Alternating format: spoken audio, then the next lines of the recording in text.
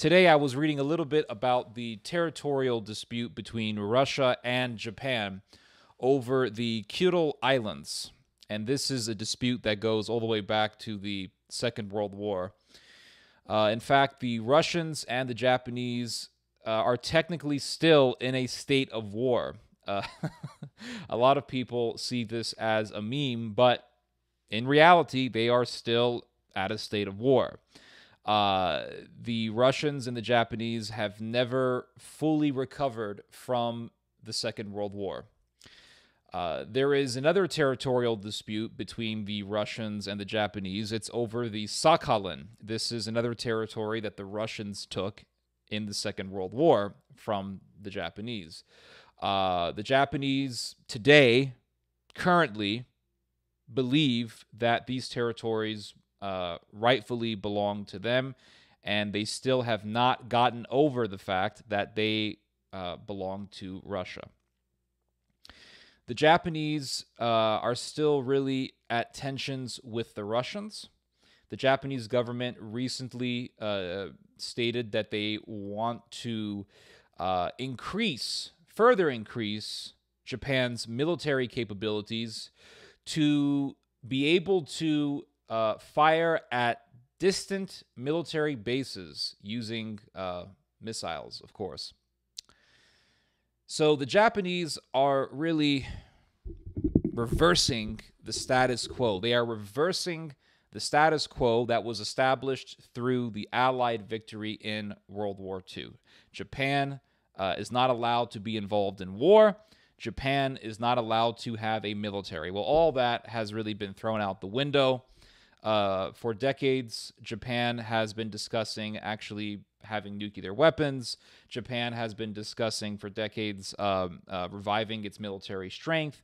Japan has been talking a lot about these sort of things because Japan does not want to be doesn't really want to be a puppet of the Americans. Japan wants to be a power again. They want to make Japan great again, so to speak, to use a term that we all heard in 2016, 2017.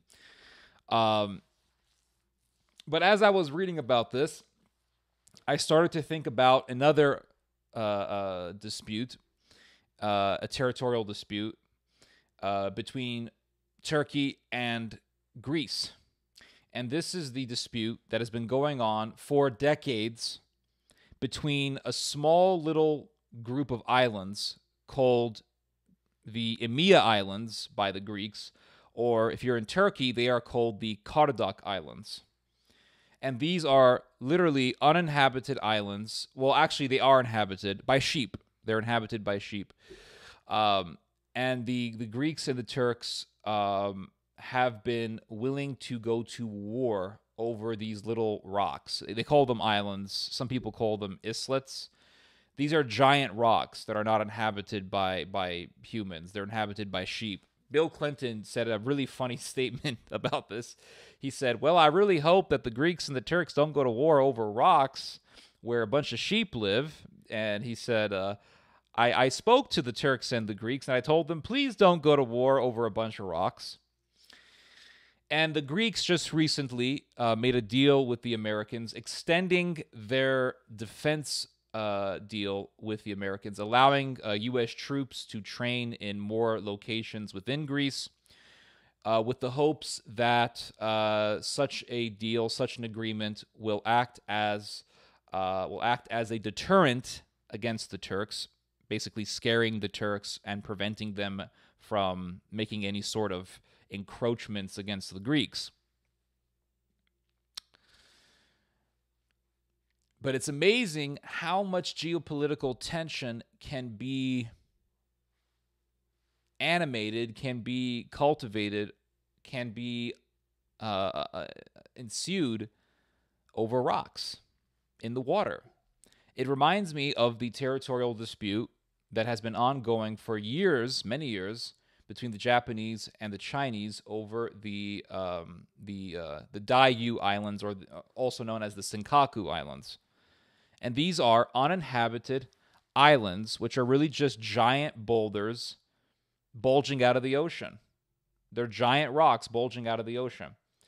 And the Japanese and the Chinese will have their militaries sail around these things, and they will try to intimidate each other. And the Greeks and the Turks will do the same type of thing.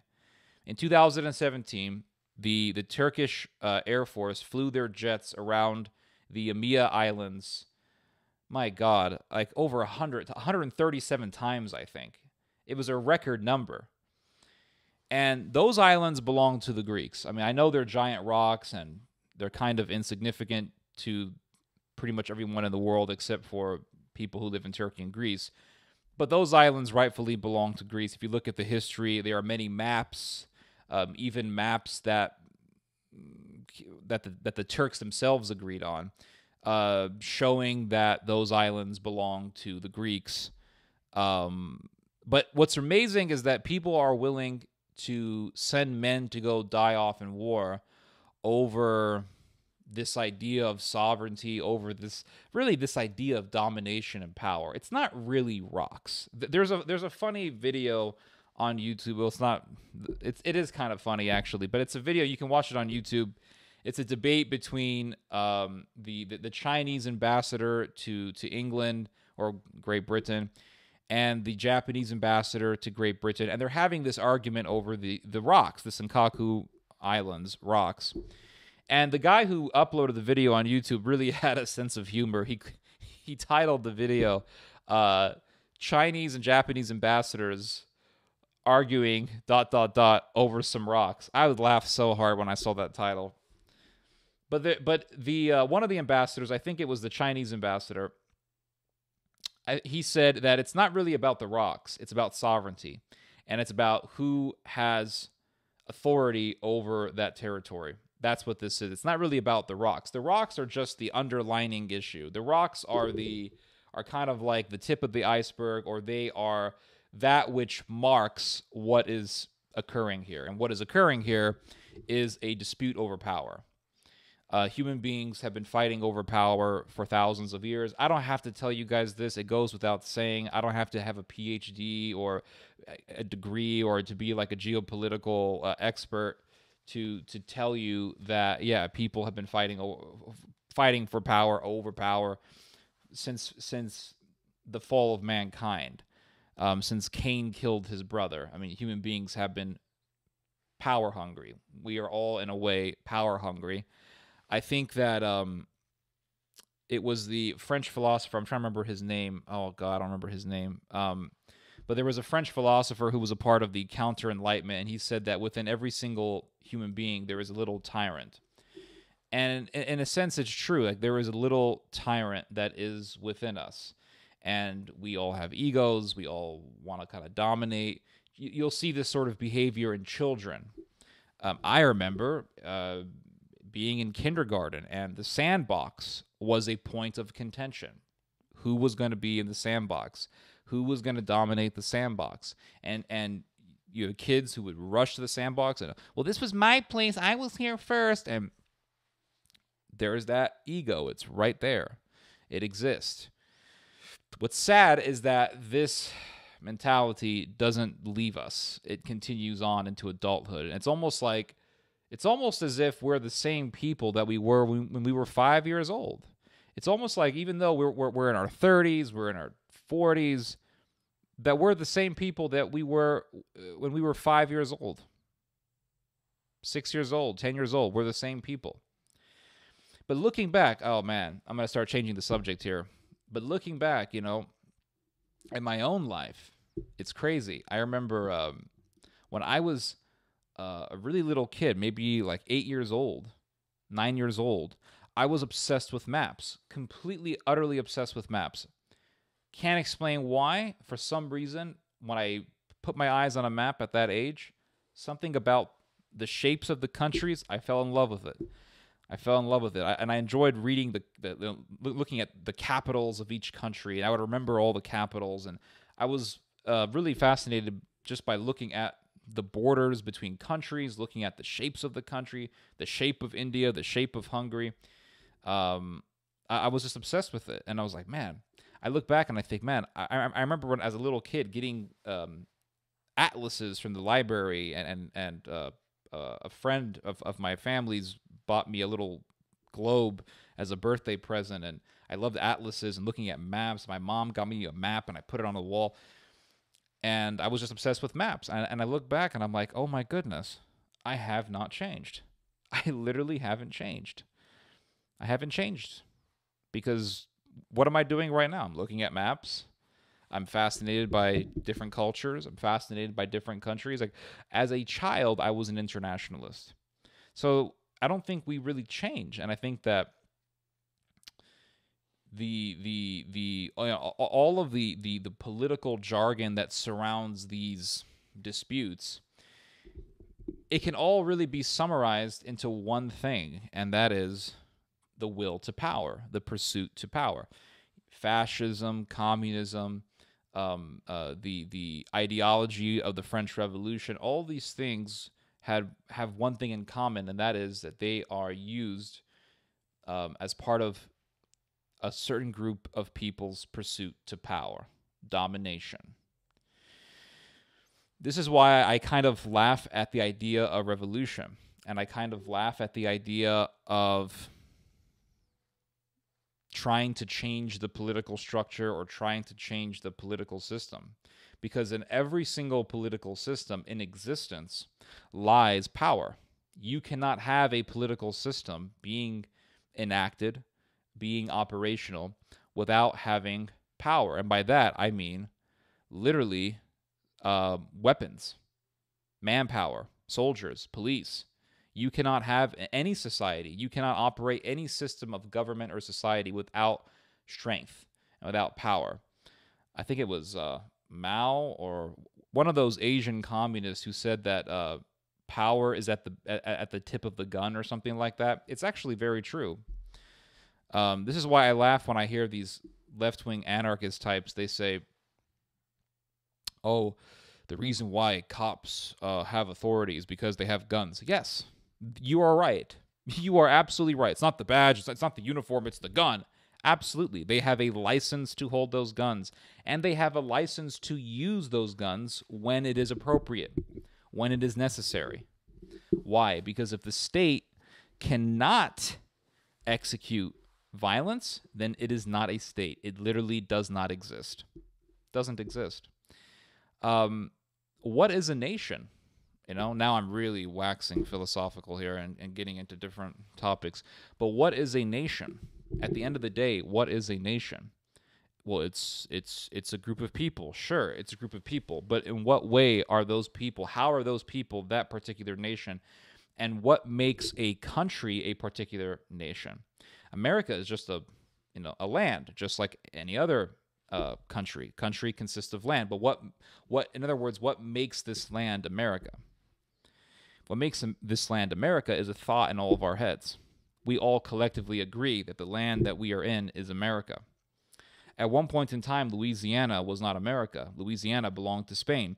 At one point in time, Alaska was not America. Alaska belonged to Russia. It became America. And we all collectively agree in our minds that it is America. Once enough people, or the great majority of people, or maybe all of the people, believe that this is no longer America, then it will no longer be America. You will have a complete change in regime. Maybe the area will balkanize. Maybe people will break the country up and make it into separate different countries, whatever. Regardless of what would happen, it will not be America.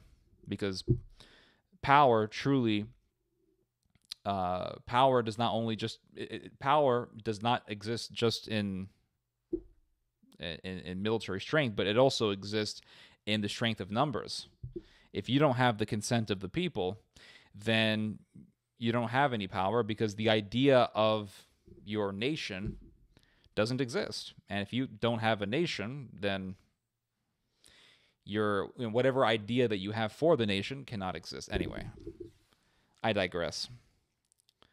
The bottom line is that human beings will pursue power, and they will point to things that seem completely insignificant.